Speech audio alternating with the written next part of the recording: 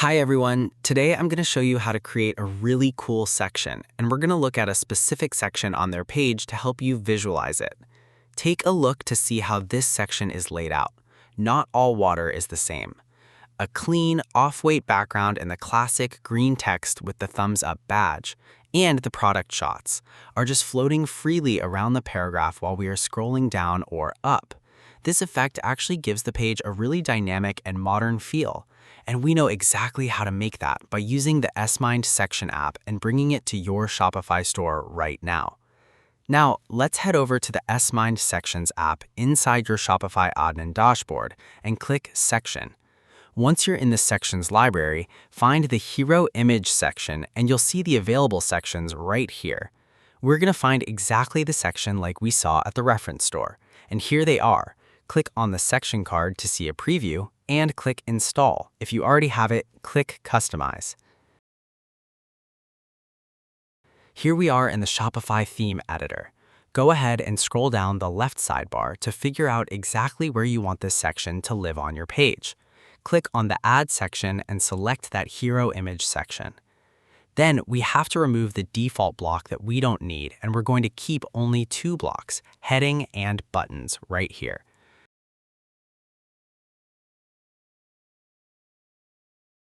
Now, we need to change the heading first. Click on the heading block on the left sidebar to copy and paste the heading text right into the field. Next, we also need to paste the description right into the field. Now here is where that cool highlight feature comes in. If you want a specific phrase to stand out, simply highlight those specific words and apply the italic formatting.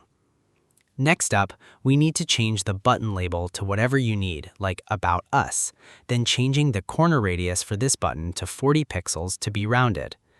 Alright, going back to the main section in your sidebar, scroll down the settings panel until you spot the highlighted Style section. Here you can decide exactly how you want that emphasis to look. You can change the text color itself at right below that by using the color picker, or choose your brand color, a nice dark green, for example. Then we also have to change the text, background, and button color in the color block to make sure this new color perfectly blends in with the rest of your store.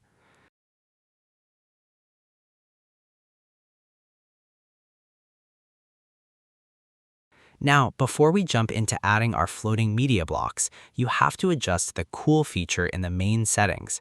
It's the scroll length multiplier. This specific section relies on some scroll-triggered animations, where the images float and move as the user scrolls down the page, so you have to control exactly how long that animation takes. If you bump the multiplier up, the section will stay pinned longer, so we'll increase the value of section height to 2.5 times for the desktop view, and also set it to 3 times for the mobile view.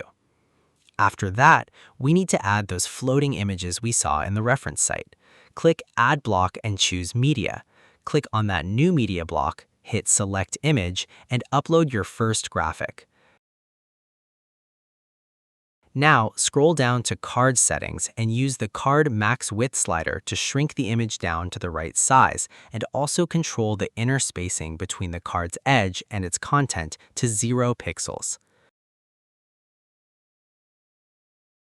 To actually float the image, look under Positioning Controls. Grab the Horizontal Offset Desktop and Vertical Offset Desktop sliders and just drag them around. And you can freely move the image anywhere on the screen until it sits exactly where you want it next to the text.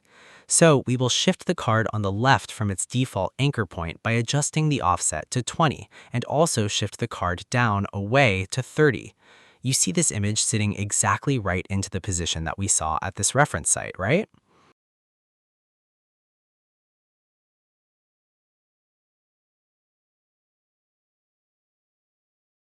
To add more images, just repeat this step, but we need to duplicate the first image and just swap out the picture and move the sliders until you're satisfied with these positions.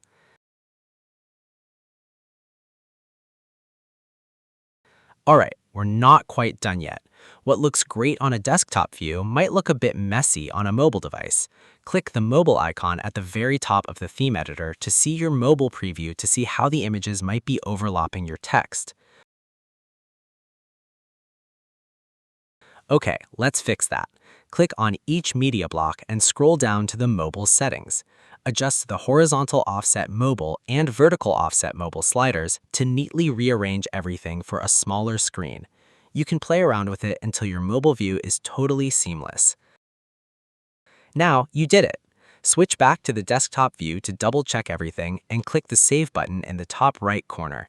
And that's it. We're done. And thanks for watching my video, and see you at the next one.